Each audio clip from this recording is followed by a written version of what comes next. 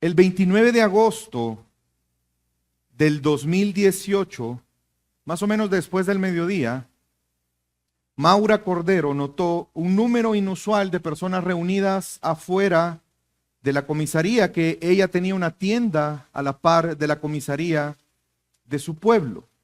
Un pueblo pequeño llamado Acatlán, en el centro del estado mexicano de Puebla.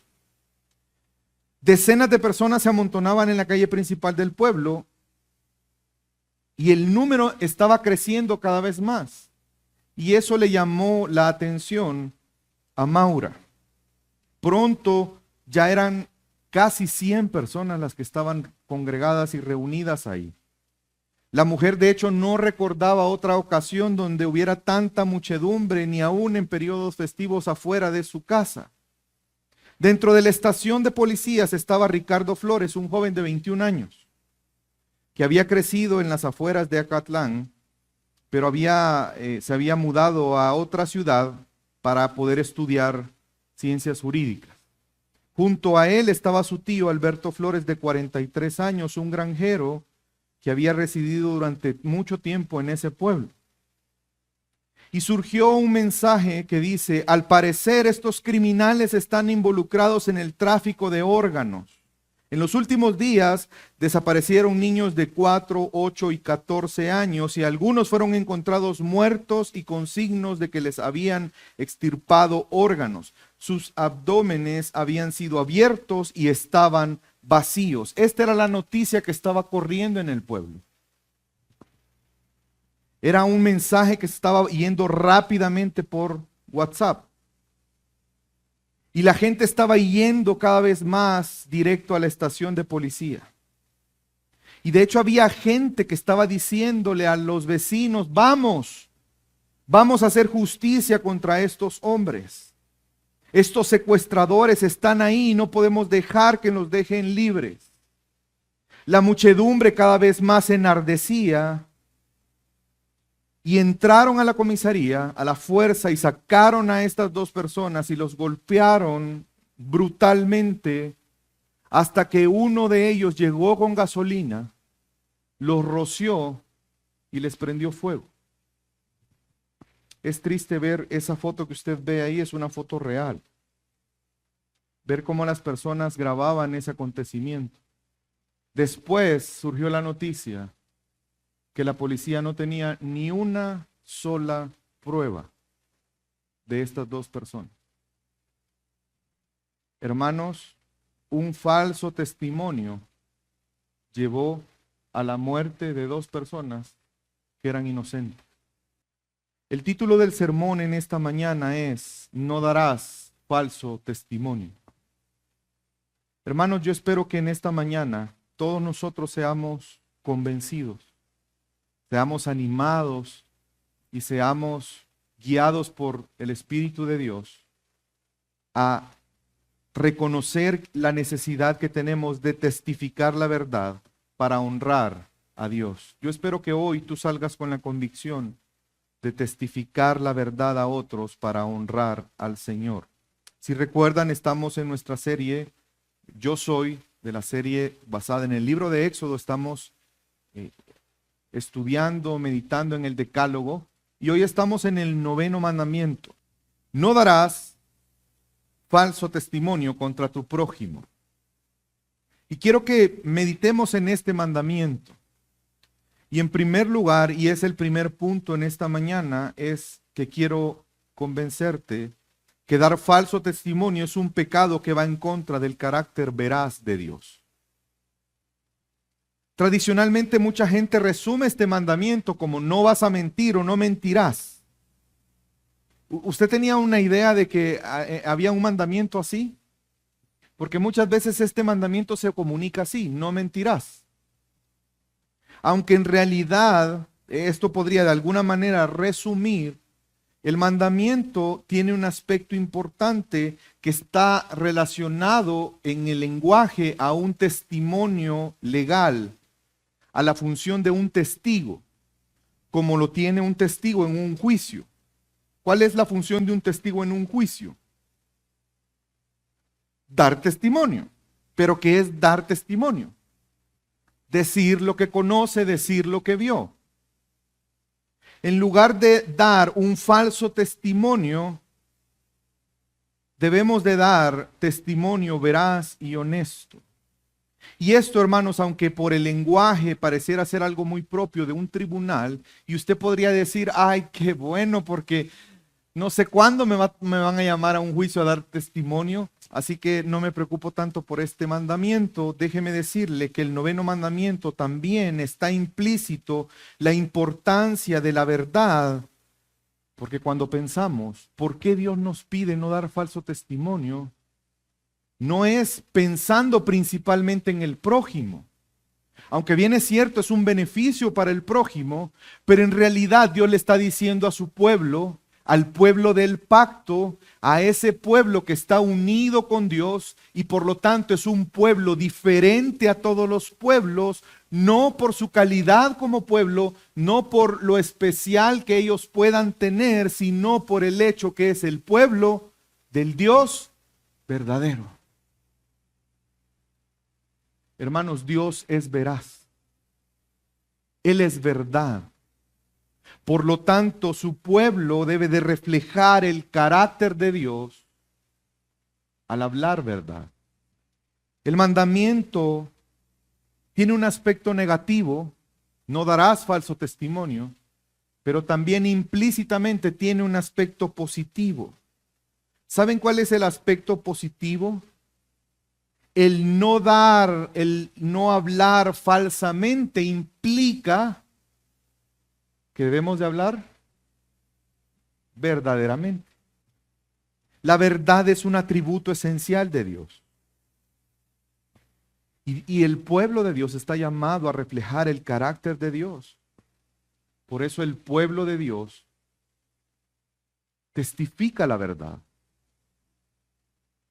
El pueblo de Dios cree la verdad, el pueblo de Dios vive en base a la verdad y el pueblo de Dios testifica la verdad. Y esto tiene aplicaciones en la vida cotidiana.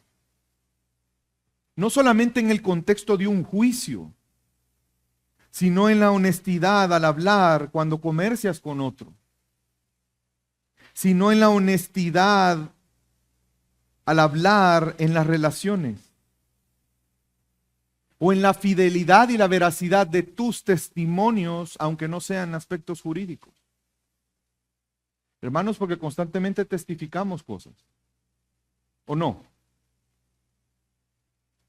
Las declaraciones que tú haces, piénsalo por un momento, muchas declaraciones que tú haces en el día a día estás testificando algo.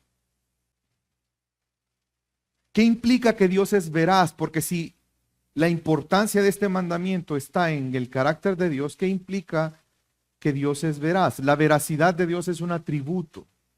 Y lo podríamos definir, de hecho Francis Turretin lo define como la incapacidad de mentir y su absoluta fidelidad en cumplir lo que ha prometido. Esta veracidad se manifiesta en todas las acciones y palabras de Dios, lo que lo hace que su revelación sea completamente confiable. Hermanos, ¿por qué para nosotros la palabra de Dios es confiable? Porque Dios es veraz. ¿Por qué nosotros podemos tener confianza en Dios? Porque Él es veraz. ¿Tú confiarías en alguien que constantemente te esté mintiendo? Es difícil. Es difícil confiar en alguien que constantemente esté mintiendo. Pues hermanos, Dios es veraz. Parte de este atributo se relaciona obviamente con otros atributos. Dios no cambia. Lo hermoso es y la grandeza de Dios es que si Dios dijo algo, eso se va a cumplir. ¿Saben por qué? Porque, por ejemplo, Él es omnipresente, omnipotente, omnisciente. Es decir, que no hay circunstancias que lo hagan cambiar o que tenga que cambiar de opinión. Yo sé que algunos de ustedes tomaron la decisión de venir, que están en el proceso de membresía, venir temprano hoy a la clase de membresía. Pero algunos de ustedes se encontraron con muchas calles cerradas. ¿Usted podía prever eso? Y probablemente eso no le permitió cumplir lo que usted había dicho que iba a hacer. Voy a llegar temprano. Pero Dios no es así. Porque no hay nada ni nadie que pueda obstruir la voluntad del Señor ni los propósitos de Dios. Y todo lo que Él ha dicho se cumplirá, no solamente porque Él puede hacerlo, sino porque Él es veraz, Él es verdad, Él habla verdad. La veracidad de Dios, hermanos, es el fundamento de la confianza y de nuestra fe en Él. ¿Por qué como su pueblo podemos confiar en Dios? Porque Él es veraz. Si Dios no fuera veraz, no podríamos confiar en sus promesas, incluyendo nuestra salvación. Tú llegarías hasta el último día de tu vida diciendo, espero que lo que éste me haya dicho sea verdad. Pero nosotros tenemos certeza de nuestra salvación. De hecho, este viernes pasado, el estudio bíblico fue de eso, de la certeza de la salvación. ¿Por qué tenemos certeza en nuestra salvación? No porque la salvación descanse en nuestras obras, porque si fuera así, hermanos, estamos perdidos. Tenemos certeza de nuestra salvación porque Dios así lo ha dicho y así lo ha decidido y así ha obrado, y eso no va a cambiar. Por eso confiamos en Él. La veracidad de Dios garantiza la fidelidad de Dios hacia su pueblo y el cumplimiento, en este caso, del pacto. Por lo tanto, hermanos, si Dios es veraz, Él quiere que su pueblo refleje esa veracidad. Ahora alguien podría preguntarse, ¿realmente hay necesidad para que Dios estableciera este mandamiento? Porque no sé si usted lo sabía, pero en la cultura, en ese contexto, esto era algo que era practicado. Los egipcios creían en dar un testimonio verdadero. Otras culturas, el código de Hammurabi, por ejemplo, si usted lo lee, hay un mandamiento parecido a este. Entonces pareciera ser que es un mandamiento que es aceptado por todos los seres humanos. ¿Por qué Dios tuvo que ser tan específico? ¿Saben por qué? Porque las razones por las que otros pueblos eran veraces o trataban de ser veraces no es la misma razón por la que Israel trata de ser veraz. Y la razón es porque ellos tienen un Dios que es veraz. Los otros pueblos era para evitar castigos. El pueblo de Israel es porque quiere dar gloria al Dios verdadero a través de testificar su veracidad por medio de su comportamiento. Ahora la pregunta es, pero aún así, ¿y que los seres humanos no hablamos verdad, pues? ¿Yo tengo que andar desconfiando de todo el mundo? ¿No debo de dar por hecho que todos hablamos la verdad?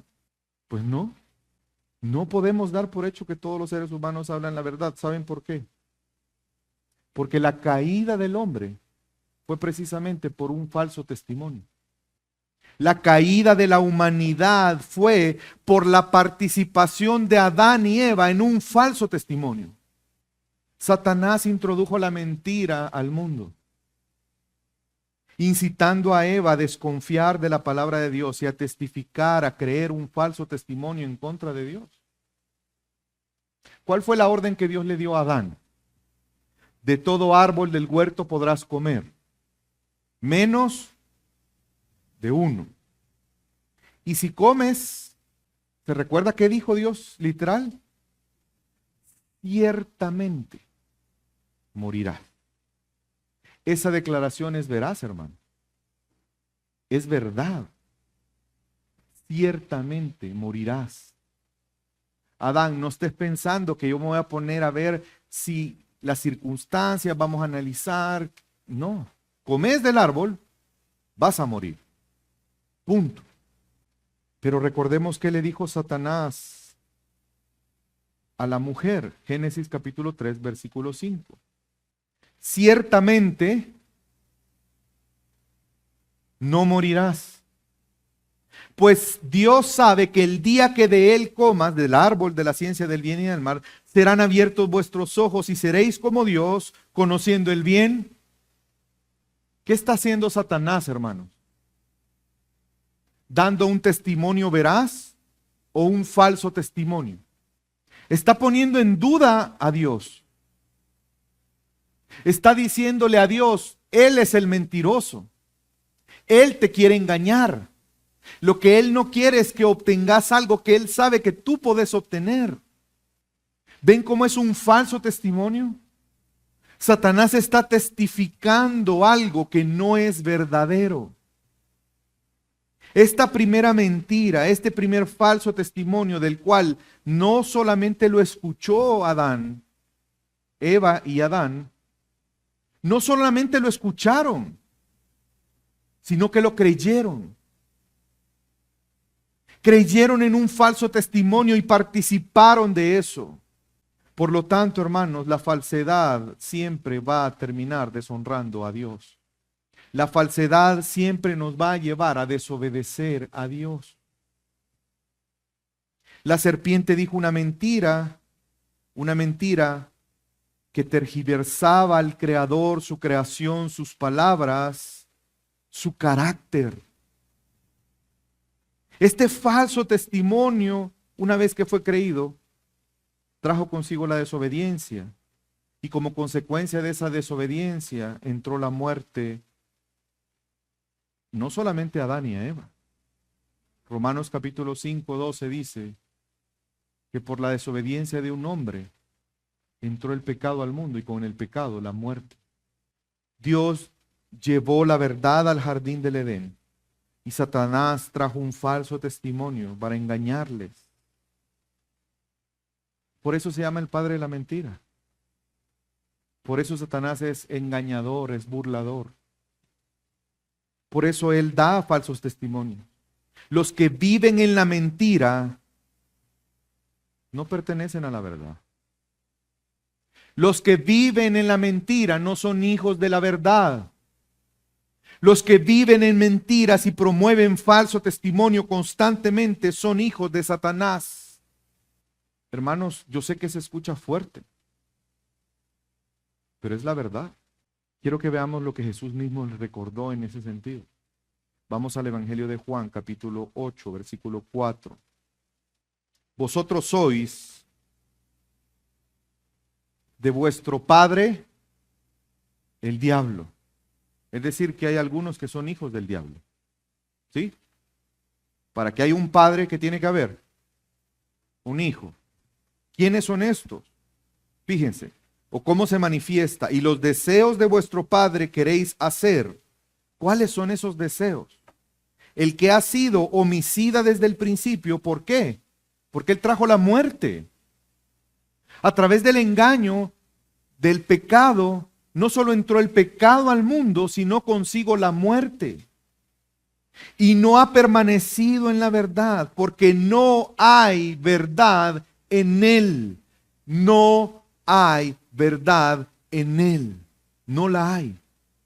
Cuando habla mentira, de suyo habla, porque es mentiroso y padre de mentira. Satanás fue un ser creado por Dios. Él era un ángel de luz especial, con un llamado especial. Pero él no permaneció en la verdad.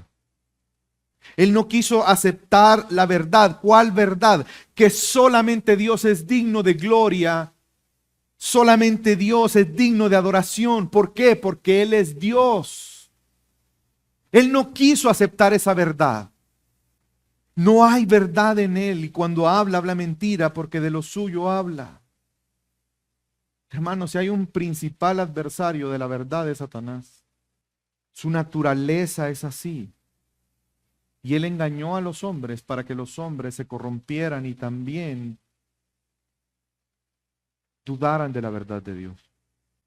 El uso de la verdad de manera maliciosa o dañina es mentira. ¿Me escuchó? Satanás usó verdad. Hizo unos pequeñitos cambios, pero su propósito era malicioso, dañino, engañar. Hoy en día hay púlpitos que usan la verdad, pero con error.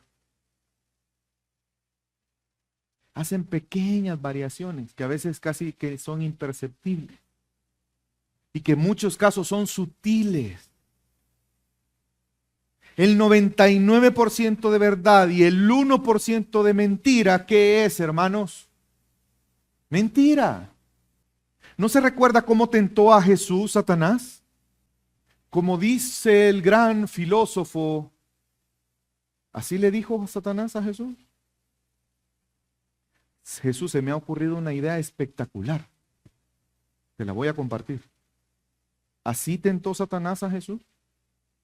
¿Se recuerda? ¿Qué le dijo? Escrito está.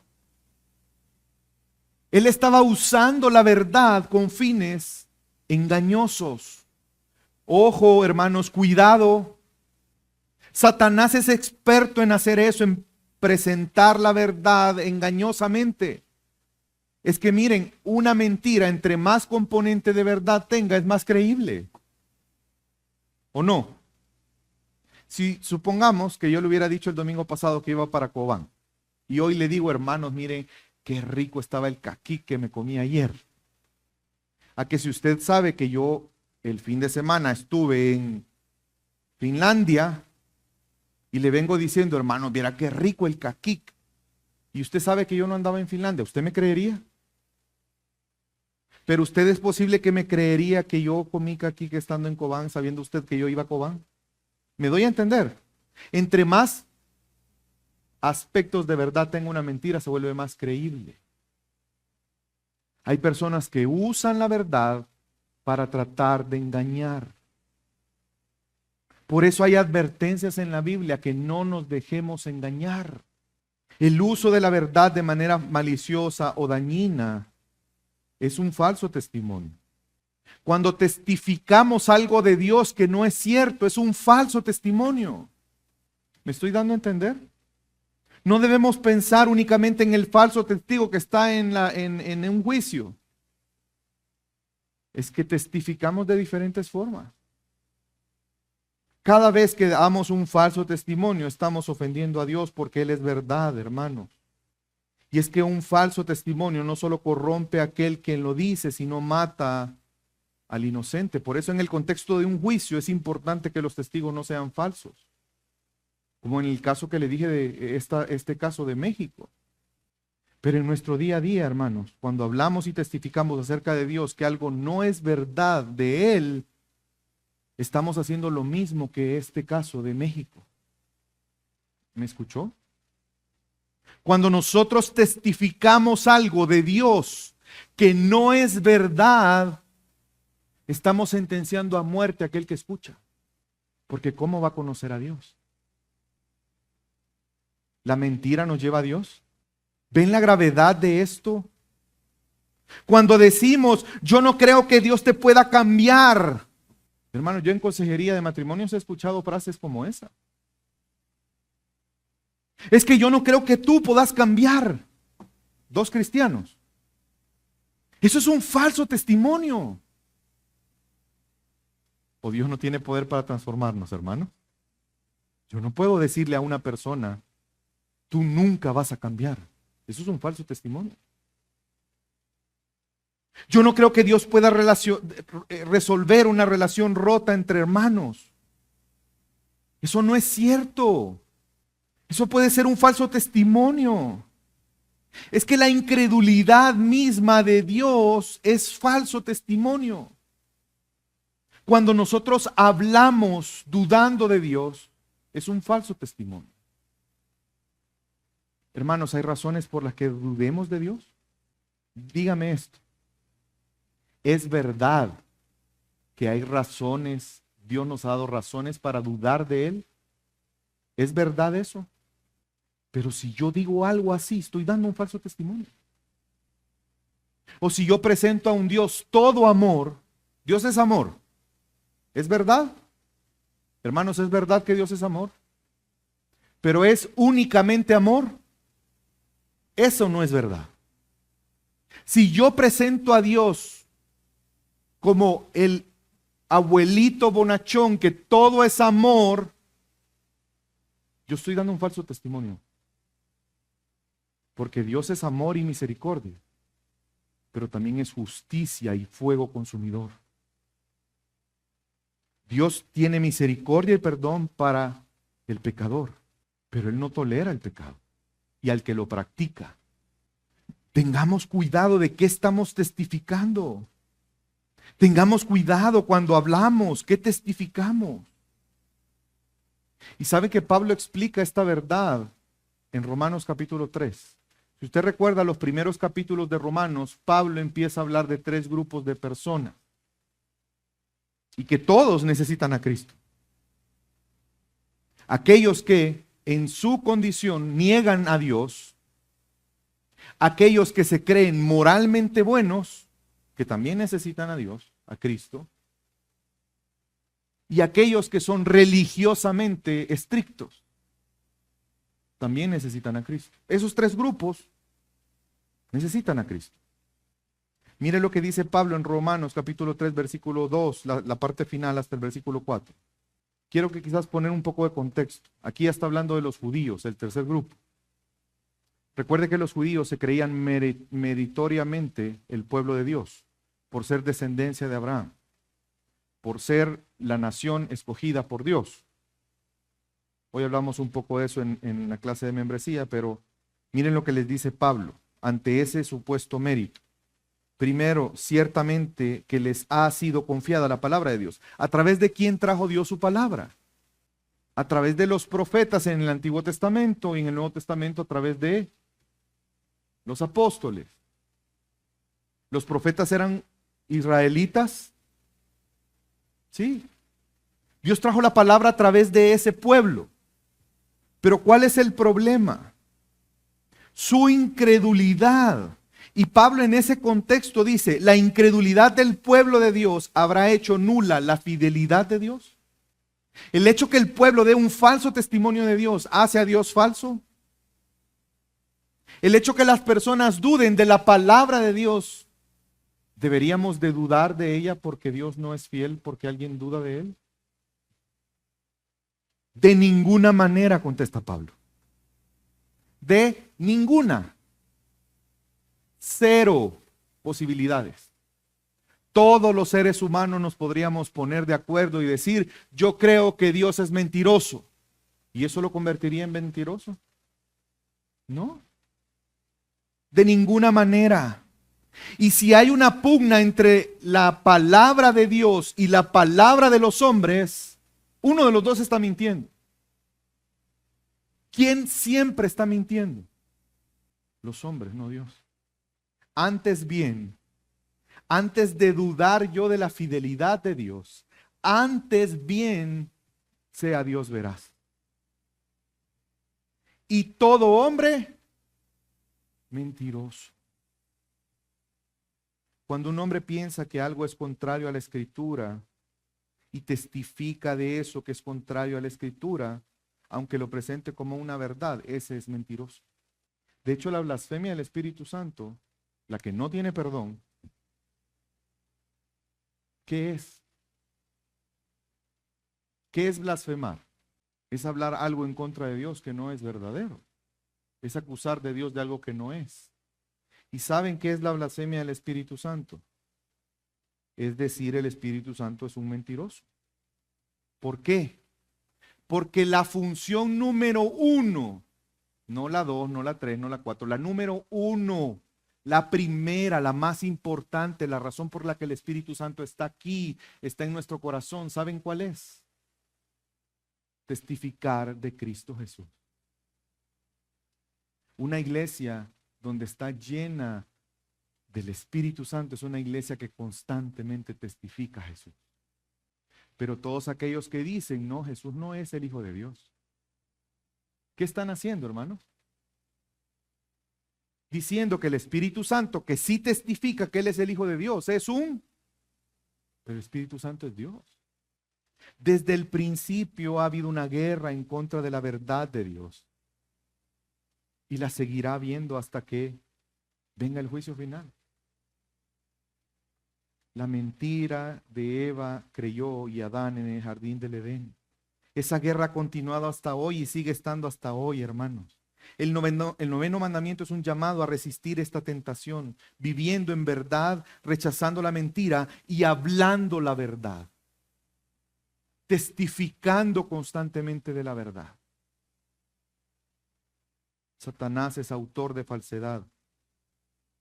Dios es autor de la verdad, porque Él es verdad. Toda verdad apunta a Dios siempre. toda verdad apunta a Dios siempre. Y la mentira, hermanos, ¿a dónde apuntará? Cada vez que un hombre miente, al testificar algo, está imitando el carácter de Satanás en lugar del carácter de Dios. Por eso, como hijos de Dios, no debemos dar falsos testimonios. Miren, a veces somos bien ligeros en llegar a conclusiones. A veces no es tan claro como 2 más 2 es 4. Es que yo oí que alguien dijo esto de ella. ¿A qué horas estaba ella? Ella estaba en tal lugar a esta hora. Y andaba con la prima. Y la prima era primo de aquel. Y aquel no se habla con este. Seguro andaban hablando mal. Eso es un falso testimonio. Porque estamos diciendo algo que no es verdadero. Cuando le decimos a nuestros hijos, tú no tienes remedio, eso es un falso testimonio. Porque no es verdad. No tenemos esperanza porque Él cambie solo, eso sí. Pero Él tiene esperanza en Cristo Jesús. Así como tú y yo la tenemos y la tuvimos en Él. Porque nosotros no éramos mejores que nuestros hijos. Es un falso testimonio, hermanos. Cuando el hombre declara, por ejemplo, que es bueno, eso es un falso testimonio. Que el hombre diga de sí mismo, yo soy bueno, es un falso testimonio. En los no creyentes es muy común.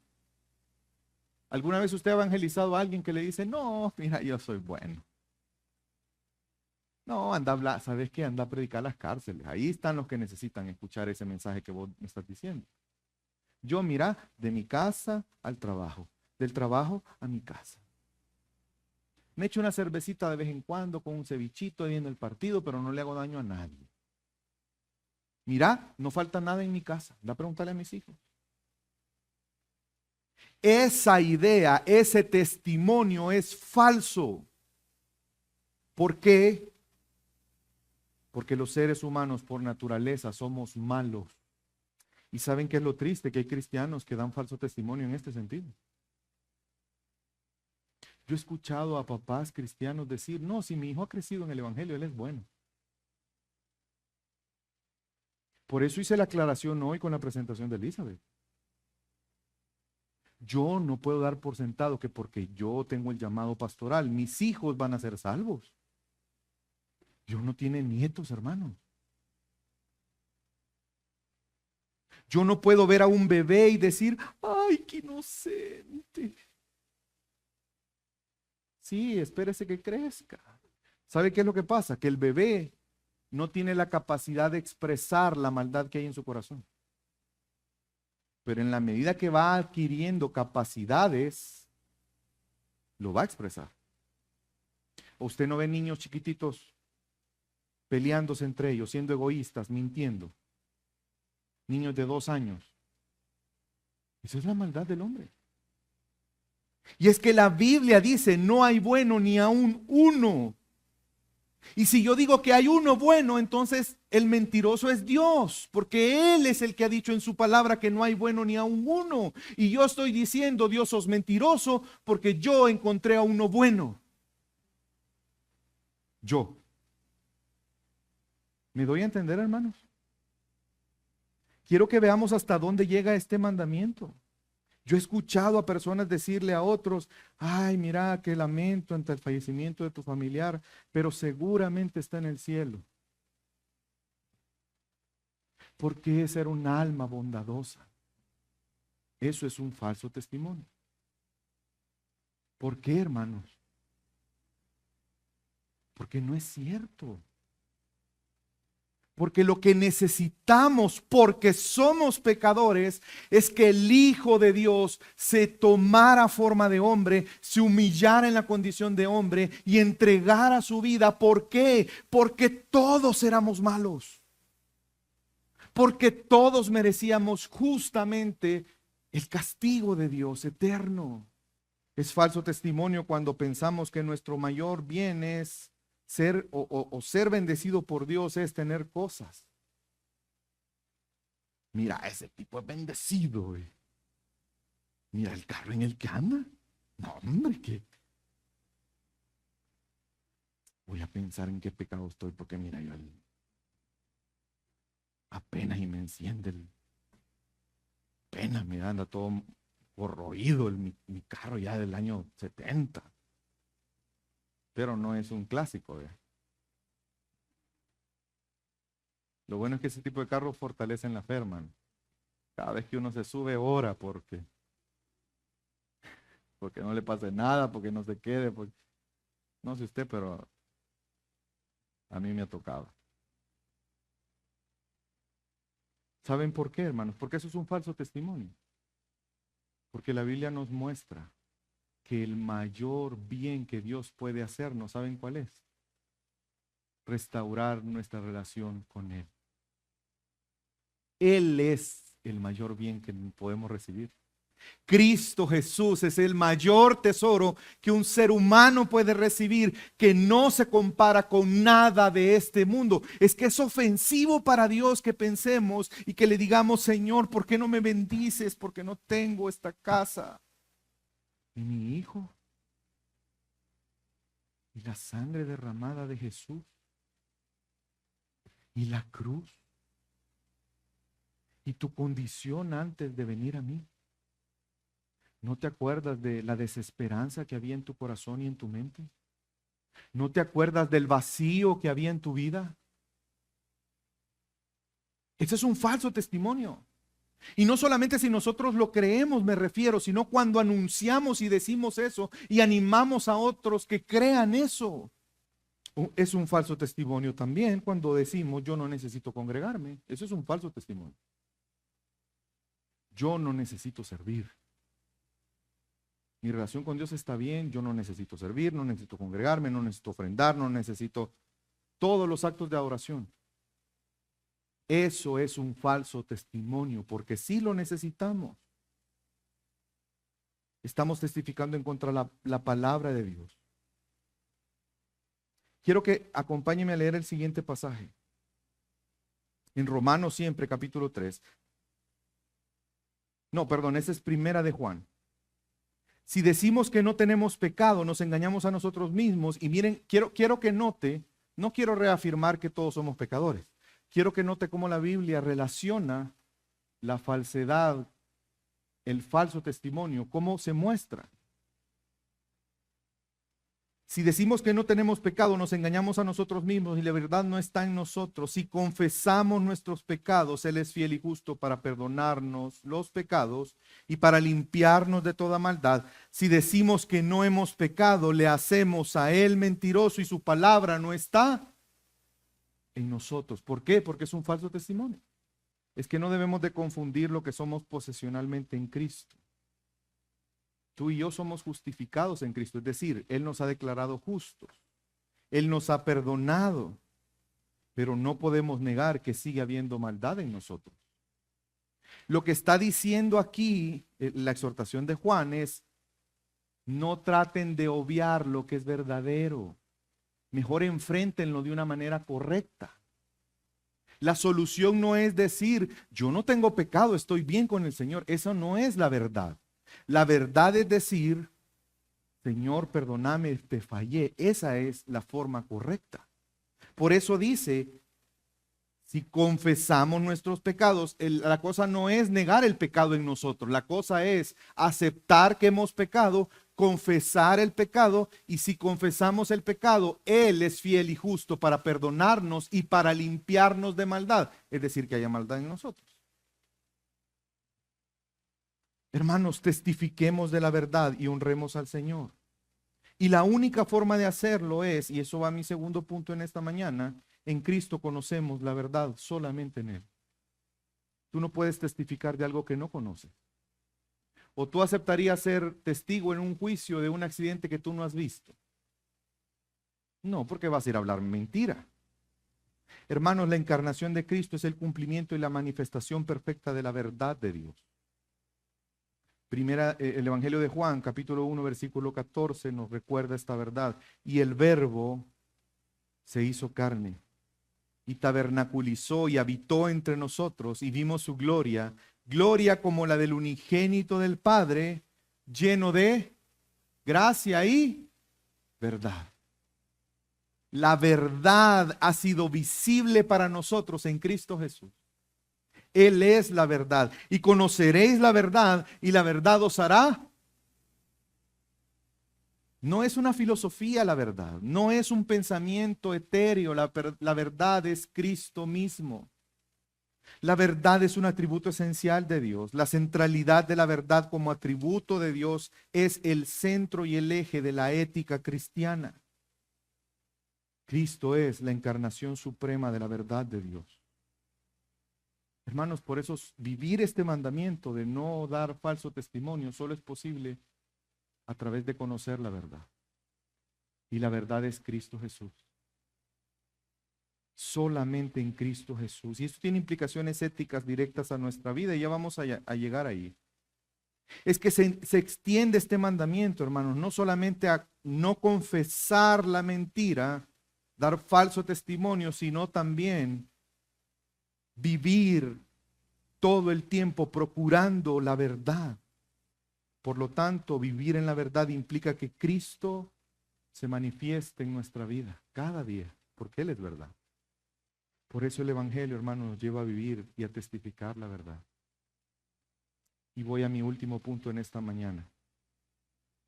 Hablar la verdad en amor es un reflejo del Evangelio en nuestra vida. Es que la verdad es un valor esencial en la vida cristiana. ¿Por qué? Porque es Dios mismo en nosotros. Dios es veraz, Él habla verdad. Y por lo tanto, para nosotros la verdad es trascendente en nuestra vida. Yo les decía ahora a los hermanos de membresía, no crea la mentira de que hay verdades relativas. Porque una verdad relativa es una mentira. La verdad siempre es absoluta. La paga del pecado es muerte, esa es una verdad. Es absoluta. ¿Alguno de aquí se librará de la muerte? Todos vamos a morir. ¿Hay alguna excepción? ¿Y Cristo? Él entregó su vida. Es diferente. Pero Él no es un ser humano cualquiera, Él es Dios. Todos vamos a morir, es una verdad absoluta. El creyente hoy en día está no solamente llamado a evitar la mentira, sino a ser un promotor activo de la verdad, hermanos. El no dar falso testimonio implica que somos llamados a hablar verdad cada vez que testificamos. Y somos llamados a ser testigos. Tú tienes un llamado de Dios a testificar de la verdad en un mundo caído donde la mentira y el engaño es el pan de cada día. Los creyentes somos llamados a ser luz testificando la verdad de Dios. La iglesia es columna y baluarte de la verdad en un mundo caído. Si nosotros callamos, la gente ¿cómo conocerá la verdad? Somos llamados a testificar la verdad, a proclamar el evangelio. Pero ten cuidado de no dar un falso testimonio en relación al evangelio. Hay una responsabilidad de parte nuestra. Sabemos que en Cristo Él es la verdad. Por lo tanto, tenemos que conocer a Cristo entonces. Hermanos, ¿y cómo conocemos a Cristo? ¿Cuál es el medio que Dios nos ha dado para conocer a Cristo y por lo tanto conocer la verdad? Su palabra. Santifícalos en su verdad. Tu palabra es verdad. No queremos dar un falso testimonio al momento de proclamar, aconsejar y enseñar a otros. Entonces, conozcamos a Cristo a través de la palabra de Dios.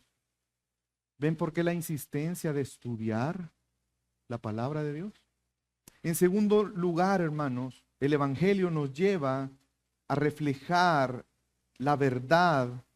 No solamente al testificar la verdad, sino a ser santificados por la verdad. ¿Saben por qué a veces hay cristianos inmaduros? Por falta de verdad en su vida. Un púlpito que predique constantemente cosas humanistas, sé mejor, sé un buen papá, disfruta de las bendiciones de Dios, sé un empresario exitoso. Eso va a generar inmadurez. Porque la verdad nos santifica, la verdad nos guarda, la verdad nos madura. Y quiero que me acompañe a leer Efesios, capítulo 4, versículo 21 al 25. Si en verdad lo oíste y habéis sido enseñados en él, en Cristo, conforme a la verdad que hay en Jesús, que en cuanto a vuestra manera de vivir, ¿qué tenemos que hacer?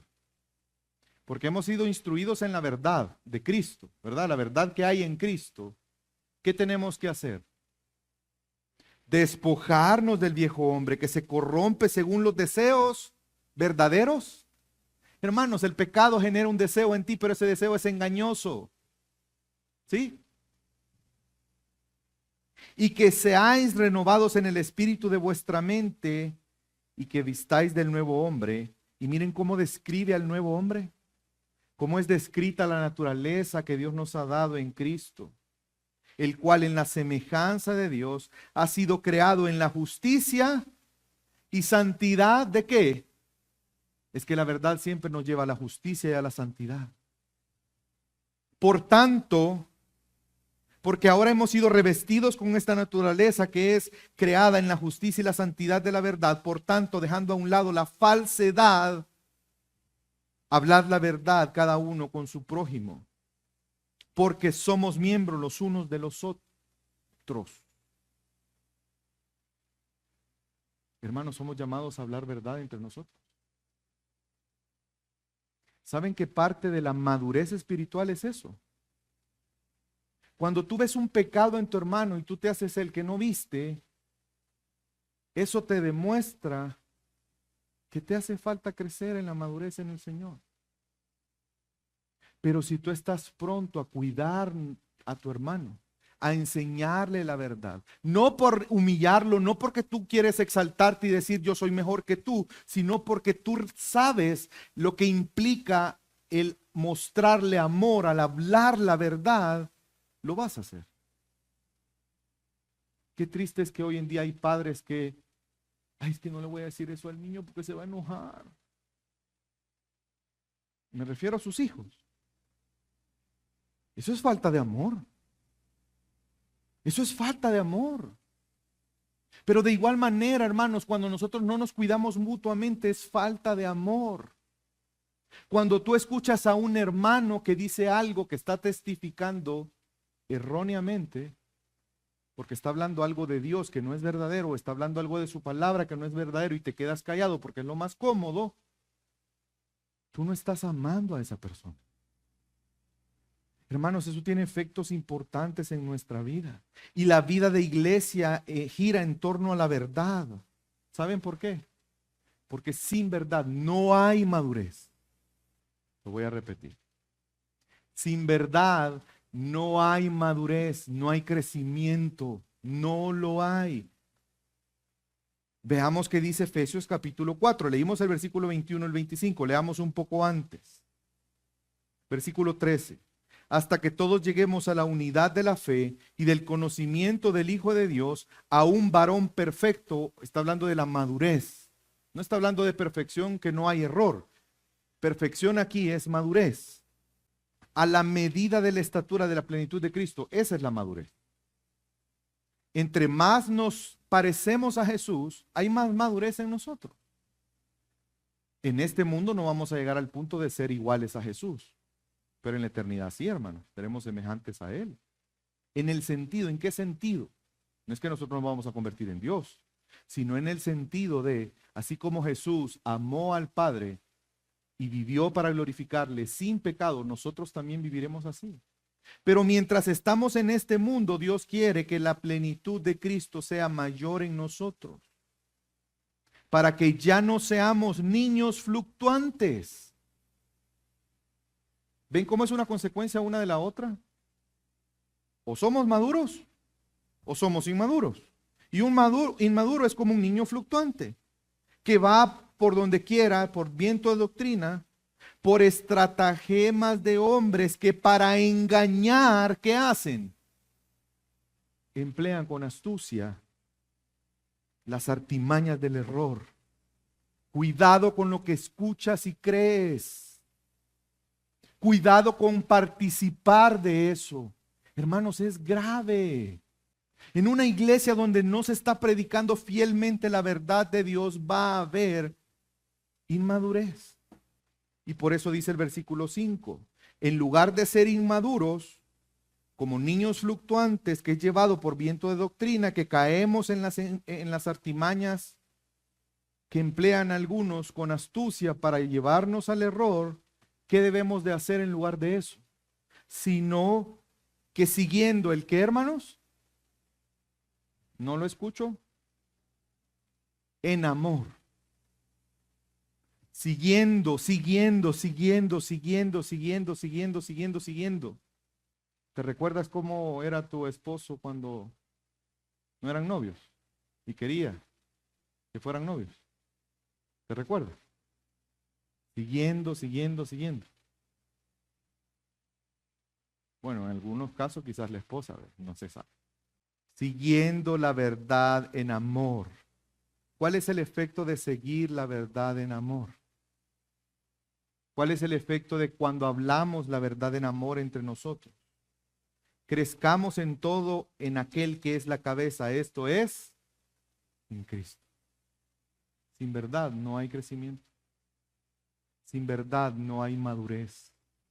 Ay, es que aquí no siento ese frío. Hermanos, no lo estoy haciendo a nivel de burla. Se lo estoy diciendo porque uno tiende a ser emocional. Dios nos hizo emocionales, somos seres emocionales, tenemos emociones. Pero el punto es que yo no me puedo dejar gobernar por mis emociones. Yo debo de que la verdad es la que me gobierna. Ay, yo no me quiero levantar para ir ahora al servicio, a congregarme. No lo siento. Ok, no lo sientes, pero crees la verdad. Y la verdad es que debes congregarte para adorar a tu Dios. Y entonces actúas conforme a la verdad, te levantas y vienes. No siento orar. Ok, es cierto. Hermanos, a todos nos pasa. ¿Usted cree que yo paso todo el día sintiendo el deseo de orar y leer la Biblia? Pero no nos podemos regir por nuestros sentimientos, nos regimos por la verdad. Y lo que confesamos es la verdad. Y lo que testificamos es la verdad. Y lo que aconsejamos es la verdad. Por eso no aconsejamos psicología. Porque la psicología no es verdad. Porque la psicología se basa en principios, pensamientos humanos. Dejamos a un lado la psicología y le damos paso a la verdad. Hermanos, debemos de identificar las verdades y vivir conforme a ellas y testificar la verdad todo el tiempo. Tú debes de testificar a tus hijos qué es el matrimonio. Tú debes de testificar a tus hijos qué es vivir la vida conforme a la voluntad de Dios. Tú debes de testificar a tus hijos que ellos necesitan a Cristo porque son pecadores. Tú debes de testificar, hombres, a tu esposa que su vida está sustentada en Cristo, no en ti. Tú debes de ayudar a tu esposa que cuando escuche cosas de sus amigas que no son verdad, que ella no testifique de eso. Que al contrario, ella pueda testificar la verdad con sus amigas. Esposa, si tú escuchas a tu esposo que no está testificando la verdad, exhórtalo en amor.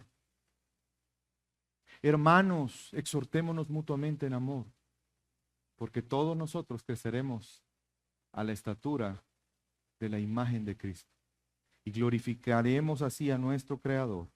Por lo tanto, seamos fieles a Dios a través de ser fieles a la verdad del Evangelio, a predicar el Evangelio fielmente, a nosotros mismos, predicárnoslo a nosotros mismos, pero también a los demás, a testificar de la verdad de Dios, a vivir conforme a esa verdad. Por lo tanto, hermanos, el 9º mandamiento nos llama a que como hijos de Dios hablemos la verdad en amor hacia los demás.